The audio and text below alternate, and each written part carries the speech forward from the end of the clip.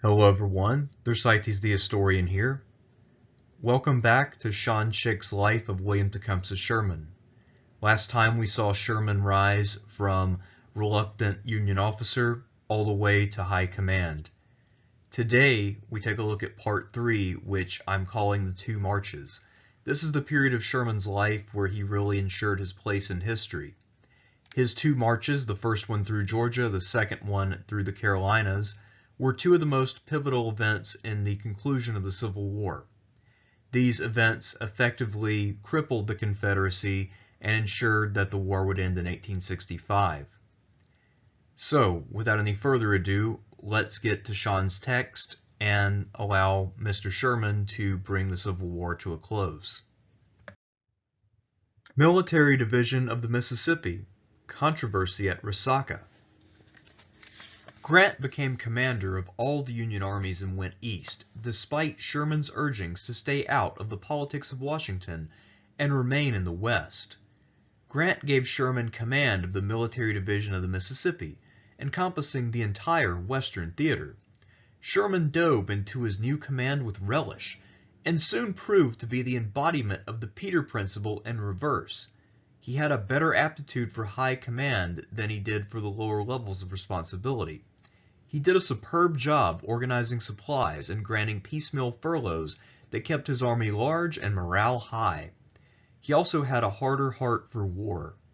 In 1862 he tried to restrain his men. Now he declared, "If they want eternal war, well and good. We accept the issue and will dispossess them and put our friends in their place." 3 years ago, by a little reflection and patience, they could have had 100 years of peace and prosperity, but they preferred war. Very well. Last year they could have saved their slaves, but now it is too late.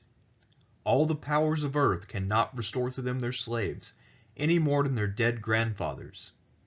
Next year their lands will be taken, for in war we can take them, and rightfully too. And in another year they may beg in vain for their lives. A people who will persevere in war beyond a certain limit ought to know the consequences.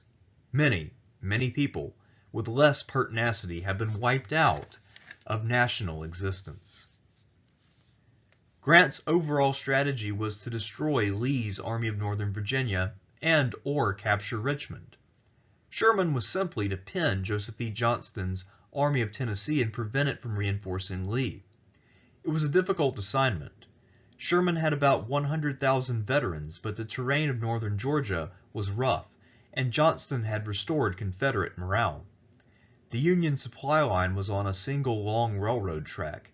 Sherman also had to manage rivalries among generals and soldiers. John Logan and Frank Blair were politicians, each with an eye to the White House. Joseph Hooker was a hard fighter, but a schemer who despised the pious Oliver Howard. John Schofield, although a friend of Halleck's, was inexperienced in everything except army politics. Sherman combined both Thomas's Army of the Cumberland and the Army of the Tennessee, now under James McPherson, into what was an army group. Although there was much tension between the other generals, both Thomas and McPherson were honorable professionals. Sherman, for his part, stayed close to Thomas, seeking his advice and relying upon his staff to handle logistics. Although many rightfully claimed that Thomas was the better soldier and had a better record, Thomas would hear none of it. He even named his horse after Sherman. On the eve of the campaign, Sherman approved Thomas's audacious plan to take Snake Creek Gap and seize Resaca, which would either trap Johnston or force him to withdraw east and expose Atlanta. Here Sherman showed his determination to balance the role played by Thomas and McPherson, for while he favored Thomas's plan, he decided his beloved Army of the Tennessee should have the honor. While Thomas effectively demonstrated at Dalton, McPherson marched on Resaca. McPherson, however, became cautious, and Sherman failed to push him onward. The maneuver failed in its grand design, but it did force Johnston to retreat and rob the rebels of their best chance to bottle up Sherman in the roughest country of northern Georgia. Johnston withdrew south, giving up some 50 miles of ground in less than 2 weeks, while suffering over 6,000 losses. Sherman, on the other hand, was advancing deep into enemy territory and without heavy losses.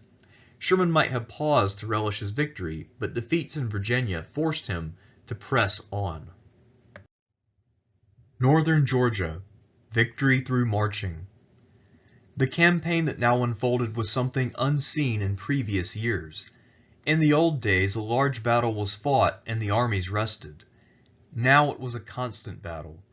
Every day pickets clashed, artillery traded shells, and men marched or dug in. The morale of both armies was tested by the constant threat of death, but each remained generally high. Union soldiers were happy to be advancing and avoiding frontal assaults. This was in part because Johnston usually took up positions that were so strong that Sherman, rather than creating a meat grinder in Georgia, chose to utilize maneuver. Johnston could maintain his army, but he was not wily enough to bait Sherman into battle nor outmaneuver the Union forces. This does not mean Sherman proved to be a genius. He generally avoided battle even when he had an advantage, was often wrong in his theories on what the Confederates were up to, and was spurious towards Hooker, and sometimes unfairly blamed Thomas and the Army of the Cumberland for his mistakes. However, by relying upon maneuver and avoiding frontal assaults, Sherman kept his army intact. The campaign that unfolded did have its share of battles, although none of them approached the slaughter of something like Shiloh. At New Hope Church, Johnston blunted Sherman's advance. Another Union attack at Pickett's Mill ended in a bloody repulse. At Dallas, a Confederate attack ended in defeat. Following these actions, trenches were formed and the area became known as the Hell Hole. Sherman shifted his army away, though, seizing Allatoona and pressing Johnston until he reached Kennesaw Mountain. Although a scant 20 miles from Atlanta, the ground was conducive to defense and rain delayed operations. After beating back a Confederate attack at Kolb's Farm, Sherman, out of frustration, ordered an attack upon Kennesaw Mountain. The assault was a failure, and among the dead commanders was Daniel McCook, one of Sherman's former law partners. For a time, Sherman considered attacking again until Thomas advised him against it. To his wife, Sherman uncharacteristically wrote, "I regard the death and mangling of a couple thousand men as a small affair, a kind of morning dash, and it may well be that we become so hardened." Schofield, however, found a weakness in Johnston's flank and exploited it by a hard march. Sherman then bypassed Johnston's defenses on the Chattahoochee River, bringing him to the gates of Atlanta. Johnston had failed to stop Sherman and had lost more battles than he had won. Confederate morale now dropped. At Kennesaw Mountain, some 300 rebels surrendered after the battle, with as many as 3,000 deserting in the weeks afterwards. Sherman's men were footsore, beat up, survived on reduced rations, but they were still battle-ready. Sherman had avoided crippling losses. His army was as strong numerically as when the campaign had started. Johnston, although his army was intact, had suffered higher losses by proportion. By contrast, in Virginia, the Army of the Potomac was too used up to achieve the decisive results Lincoln and Grant had hoped for once it reached Petersburg. Since Lee's army was intact and Richmond was still Confederate, the public judged Grant's campaign a failure. It fell upon Sherman to take Atlanta and win the decisive campaign of the year. Atlanta, the Great Triumph. As Sherman shifted his army to the east of Atlanta, Johnston was replaced with John Bell Hood. While many Confederates were upset with the sudden change in command, the news was also received with concern in Sherman's camp. Hood's reputation as a fighter made Sherman anxious because he could always rely upon Johnston to do the sensible thing. Now there would be battles, possibly on the scale and slaughter of Shiloh, Stone's River, or Chickamauga. Hood attacked at Peachtree Creek, but Thomas and Hooker held the field. In response, Sherman, in a rare moment of moxie, marched right up to Atlanta and began to shell the city, although McPherson failed to press the thin Confederate defenses. Hood's response to Sherman's move was a rapid flank march and assault. Outside of Atlanta, the armies clashed in the bloodiest battle of the campaign. McPherson died in the opening hours, and Sherman wept over his friend's corpse. In spite of furious Confederate attacks, Sherman's lines held until Hood threw in his reserves. The line was briefly pierced, but Sherman did not panic. He even took personal command of 20 artillery guns, which helped to stem the tide. However, the victory was costly enough to unnerve Sherman. He withdrew north and prepared for his next move. Sherman also paused to choose McPherson's replacement. The obvious choice was Logan, a natural fighter. However, he lacked West Point training, and Sherman feared that the politically connected Francis Blair would balk. Also, Thomas had taken a disliking to Logan. Hooker might have been a good choice. No other commander had exceeded his battlefield performance. However, he was disliked by Thomas, Howard, and Schofield, and his relations with Sherman were not that great either. In the end, Sherman, with Thomas's approval, selected Howard, due both to his emerging friendship with Sherman and the fact that no one outside of Hooker openly disliked him. Hooker resigned, and Logan never forgave Sherman, but the campaign went on. Sherman marched back towards the city. At Ezra Church, a foolish rebel attack was repulsed, but a Union advance on Utoy Creek came up short. Out of frustration, Sherman bombarded the city, while both sides sent their cavalry on fruitless raids.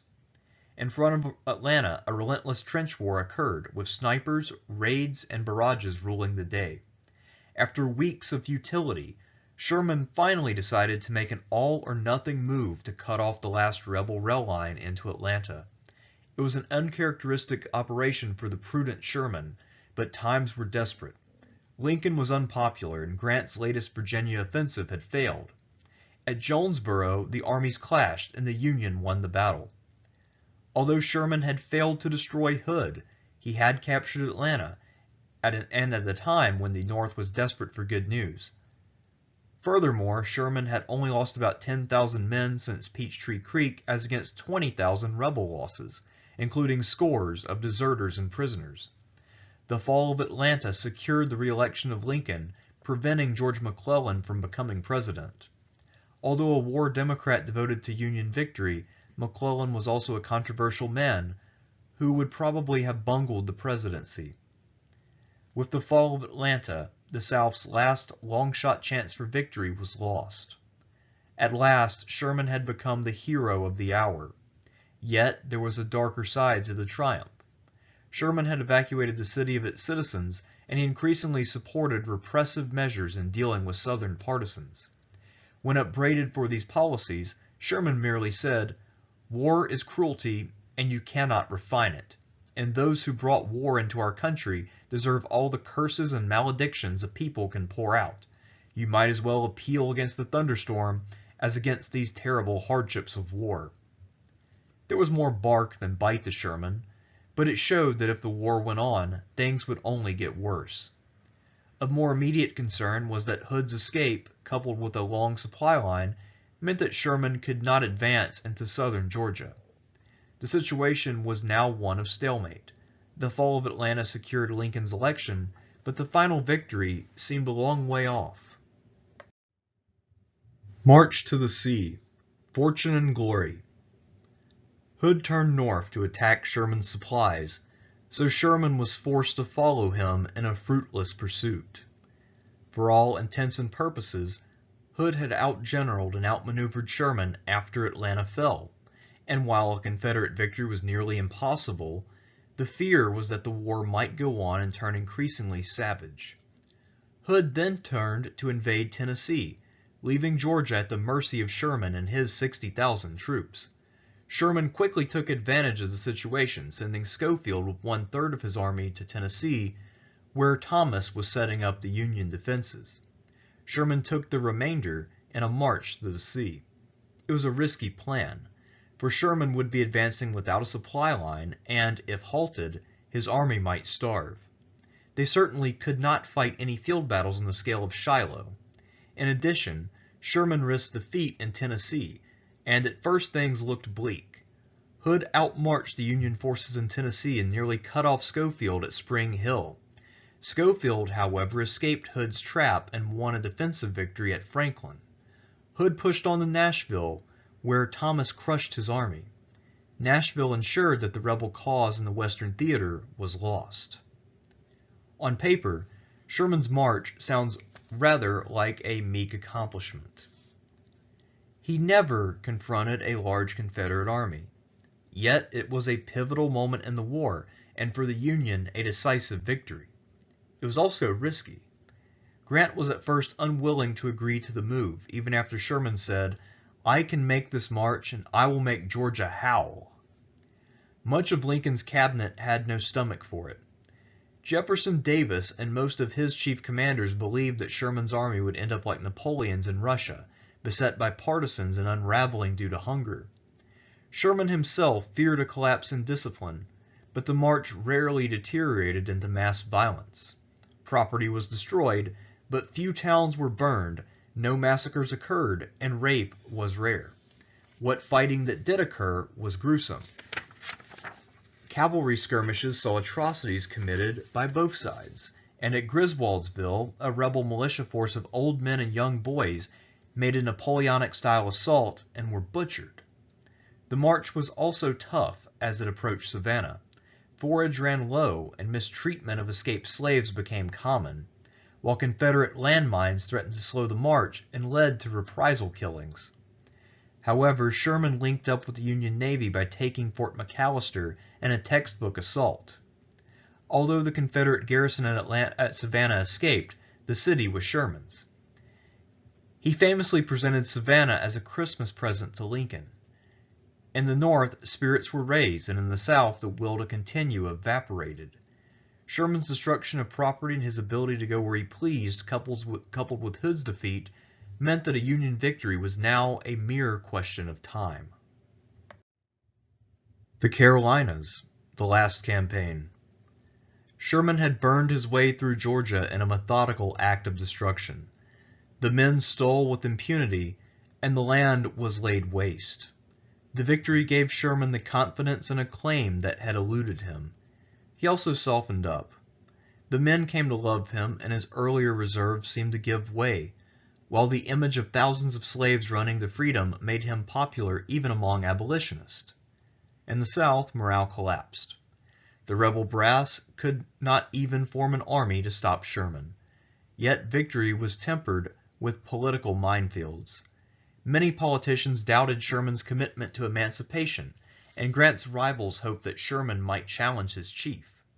Even worse, Sherman's infant child Charles Celestine had died.